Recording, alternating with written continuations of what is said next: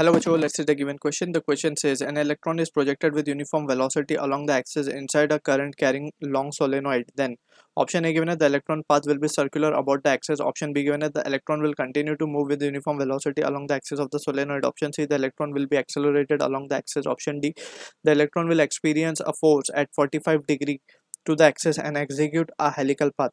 So for this question, the key concept यहाँ पे we need to understand is the concept of uh, motion of charge particle in magnetic field.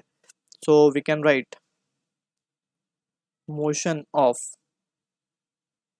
charged particle inside magnetic field. तो इस question को along with the concept let's try to analyze it.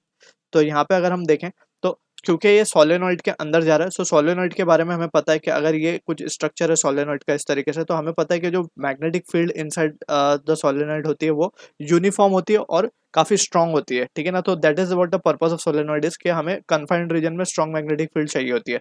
तो अब हम इसकी magnetic field को जैसे यहाँ पे बना लेते हैं, तो ये कुछ इस तरीके से यूनिफॉर्म मैग्नेटिक फील्ड होगी। तो this is how we can represent the uniform magnetic field. तो ये सोलेनॉइड की मैग्नेटिक फील्ड हमने ड्रॉ कर लिया। अब इसमें बोला गया एक इलेक्ट्रॉन को हमने प्रोजेक्ट किया विद यूनिफॉर्म वेलोसिटी। तो अगर हम इस यहाँ पे हम देख सकते हैं कि ये वेलोसिटी है और अलोंग द एक्सिस बोला, यानी कि स्ट्रेट हमने इसको प्रोजेक्ट किया। लेट्स से वी वेलोसिटी से जो इलेक्ट्रॉन है इनसाइड जा रहा है।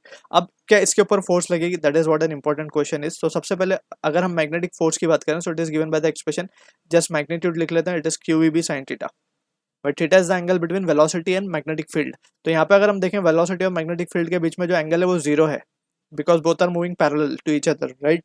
सो फोर्स क्या हो जाएगा? जीरो हो जाएगा। और अगर फोर्स जीरो है तो इसका मतलब ये है कि वो यूनिफॉर्म वेलोसिटी से ही चलता रहेगा, यूनिफॉर्म